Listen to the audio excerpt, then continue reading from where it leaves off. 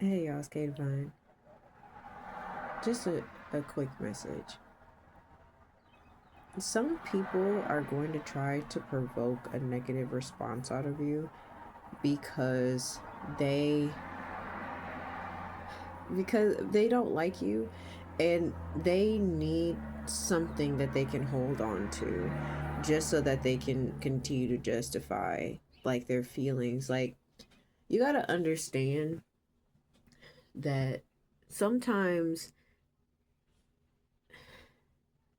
your energy, sometimes your aura, the way that you present yourself, your accomplishments, your achievements, that can be really intimidating to some people who really ain't never done shit in their life.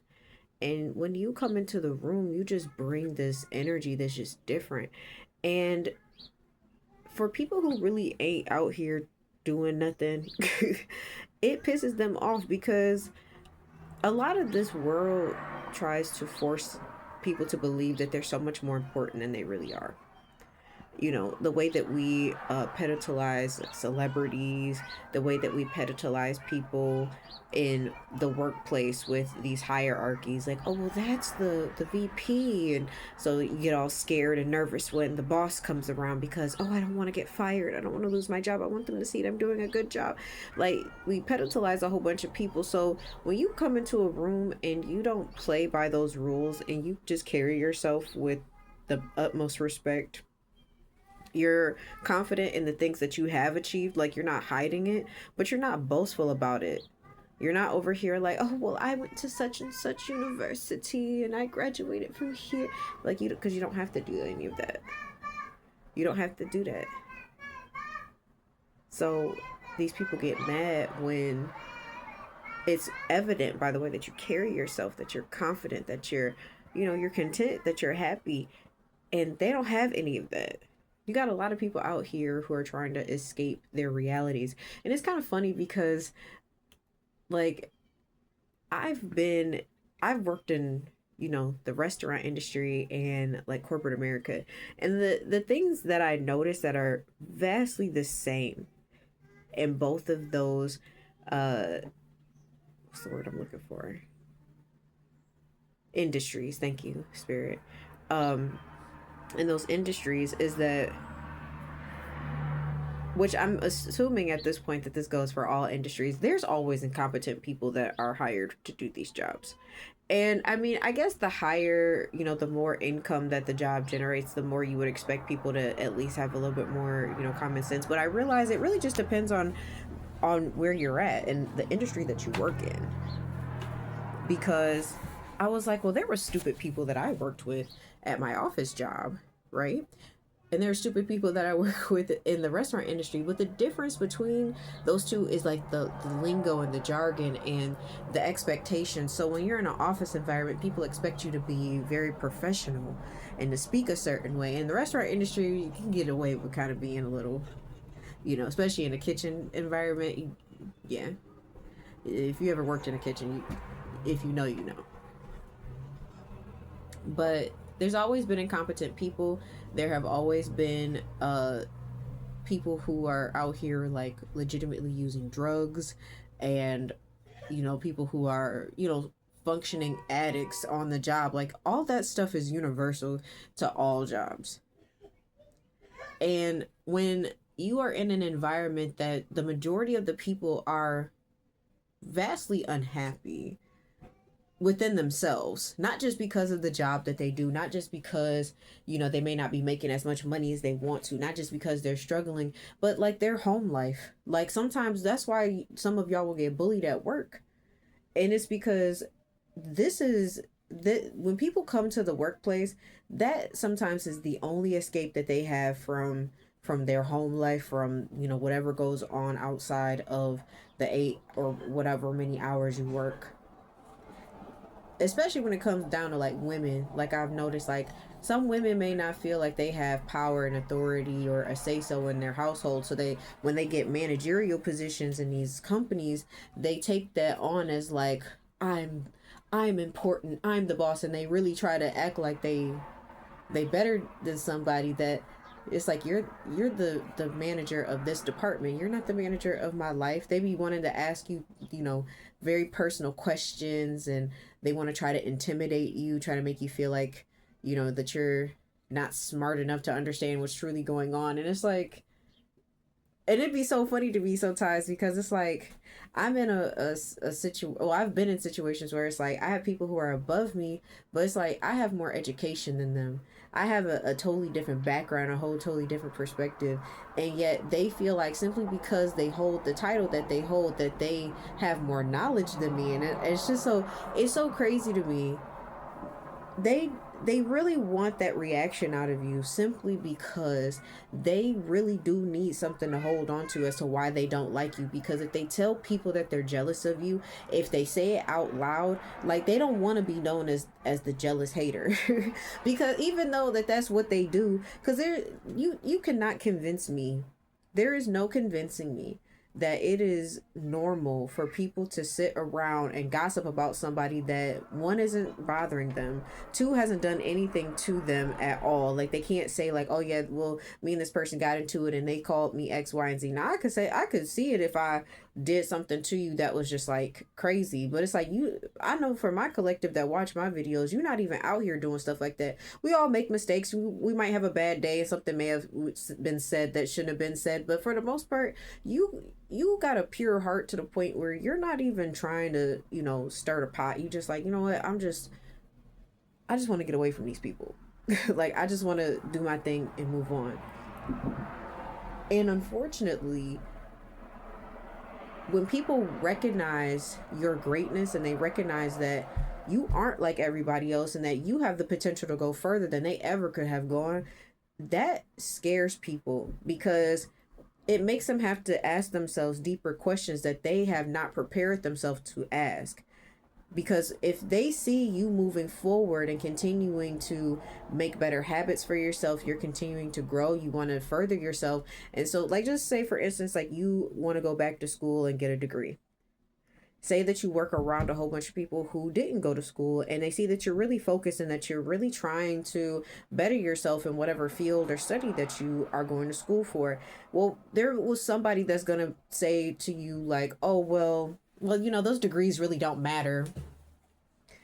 It's a waste of your money. Like, you're wasting your time. And they may only be saying that to you because they want you to stop, because they told themselves a long time ago that their degree was going to be a waste of time, and they decided not to go to school, but they really wanted to go and work in a certain field and they never got the opportunity to do that. So of course they're going to tell you it's not going to work because they've never experienced that success, and they're afraid of what your success is going to look like, because they feel like yours, I've said this before, but they feel like your success is their downfall. You can't get a master's degree because, well, they're in a higher position than you and they only have an associate's degree. You can't go get a master's degree. It's already bad enough that you have your bachelor's. You know, it's like, it's small stuff like that. And you'll start to notice too, like, they'll try to find ways to sabotage you. Like, I know that some people, like, I was trying to explain this to my partner, but he wasn't catching it, the subtle hints. I have a coworker who does not like me, and it doesn't really matter what his reason is. I don't like him either. I don't like his energy. And what he does in his personal life, I'm not really sure, but it's like, I know that there might be some drug usage there. He definitely has patterns of an addict. So, and that's part of the reason why I don't really care for him, because he's been extremely unreliable, um, at least since I've been there, and it's just frustrating. But anyways, so the other day I cut him early, told him that he could go home. He wasn't really helping me out anyway, so I was like, I don't really need you here. So he ended up running around the store looking for his keys, for his car keys. And he's like, does anyone see my keys? Anyone see my keys? And I'm like, no. And I'm over here preparing stuff for a catering order for the next day.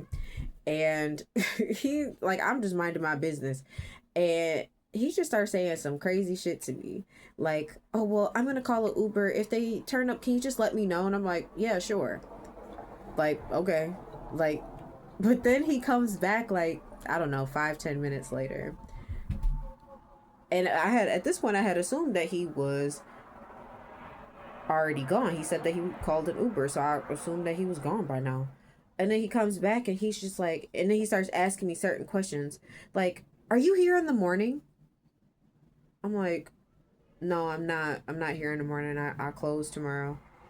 And he's like, "Well, if I can't find my keys, then I'm gonna have to call off tomorrow because I'm not gonna be able to come in. I'm not gonna be able to be here. I can't get here," which I just found so weird because I'm like, "Didn't you just say that you was calling an Uber? So you can call an Uber to get home tonight without your car, but you can't call an Uber tomorrow to come to work, even though that's where your car is and your keys are somewhere in this building." Like, sir, they don't even make no sense. And see, this is what I'm talking about. Like, I was trying to hint to my partner that, like, that man was, he was really hoping that I was the one that was opening, because if I was, then he would have left his car there, so just so that he didn't have to come.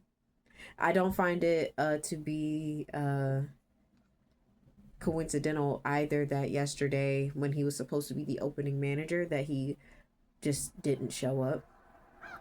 So, it's like, and I'm not saying that has anything to do specifically with me, but people will like that just don't like you will try to sabotage you. He sabotaged me on my birthday that I had to work a few weeks ago.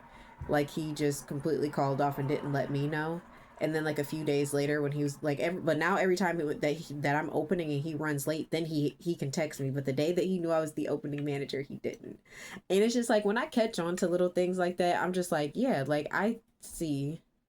It's like, you don't have to, people don't have to tell you that they don't like you. And what irritates me about those types of people are that they will try to still, they like to play cordial with you. And they do that partially because they want people to believe that whenever it is that you explode on them or whatever, that you were the problem. Like, "Oh, well, I was always nice to her. I always said good morning and hello." Like, I'm the type of person, like, I don't feel the need to speak to you. If I know that you don't like me and if I definitely don't care for you, I'm not going to speak to you. Like, I'm just going to go about my business and let you stay in your space. Because I remember, like, I had a coworker that had a death in the family or something like that at my last job, and they were passing around like a sympathy card or whatever, and I didn't sign it because that person didn't like me. And I was like, I'm empathetic to her, but I'm not signing this card. I was like, because if I had a death in the family, I wouldn't want to see her name on here. Like, girl, I don't even like you. You don't even like me. And I had coworkers that were trying to make me feel bad because I didn't sign it. And I was stood on that. I'm not signing that. I'm like, no, thank you. And it's like, I don't have to. They want you to feel like you're public enemy number one because you're not participating in this song and dance with them. I don't have to. And they're going to sabotage you, and simply because they just need some evidence of you. They gotta flip it because you're they can't organically make it happen. They have to manipulate a situation in order to get you out of character. And they're going to resent you for the way that you stay calm simply because they cannot stay calm. Because they need chaos. Narcissistic and toxic people thrive in chaos. And when they're around somebody who has strong boundaries, when they're around somebody that isn't absorbed by the chaos, because I know, and I think that there's a misconception with people who remain unbothered. People think that we don't care, but no, we care a lot. We just work extremely hard to not allow those things to consume us and take up so much of our energy, because it's like, at the end of the day, if I let your actions not let you get me upset, because other people really can't do anything to you. It's what you allow. It is what you allow a lot of times, especially when it comes to your reaction to people. Now, if somebody put their hands on you, however you decide to handle that is your business. I would not judge you for hitting people back. But as far as, like, people being rude to you, yelling and screaming and all of that, and trying to get you to stoop down to their level, like, staying calm in those situations, it pisses the other person off because they're so used to being able to flip the whole script on you and be like, "Oh yeah, see, I always knew you this and that," just so that they could justify their behavior and justify their feelings as to why they feel the way they do about you. There's a lot of people right now who are asking narcissistic people who have lied about you, who've tried to sabotage you, of where the evidence is of you being crazy, you being belligerent, you being rude, you not working well. Like, they're looking for this evidence, and there's a lot of people right now who are not able to produce this because it's not real. And you have to understand that you are really that person. You're really that girl. You're really that guy. Because if you weren't, they wouldn't have to do all of that. They would not have to lie. They would not have to group up against you to try to sabotage you. They would not have to do any of that stuff. They wouldn't be whispering about you. There are some of y'all are staples in some people's group chats, and you haven't even talked to these people in years, months, weeks. Like, you're not even around these people yet. Your name is constantly popping up. Hey, what's the collective doing? Has anybody heard from them? Hey, what's does anyone have their Instagram? Does anybody on their social media? Does anybody know what's going on with them? Like, no one's seen them. Are I bet they're in a ditch somewhere. They make jokes and stuff, but really they hoping that you are. Because if they find out later on that you went on and you did something amazing without them being there, and they talked all that shit about you, oh, they gonna have to eat their words.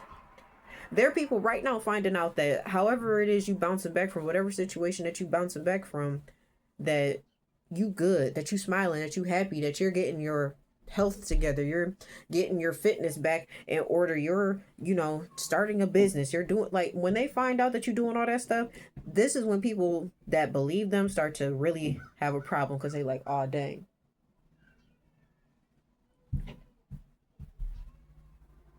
this person doesn't seem like they're having issues. It seems like you were the problem. Saying that to the narcissist, like, seems like you're the issue, because the narcissist is never going to change. The toxic person is never going to change. The same shit that they was doing 10, 15, 20 years ago, they're doing today. They have the same issues, and somehow how is it that you're no longer around yet they have the same issues that they were talking about? How is it that they still broke when for the last 20 years you were the one that was stealing all their money, but you haven't been around in 20 years, and yet somehow the money's still missing? Where's all this money going? This person's not even around you.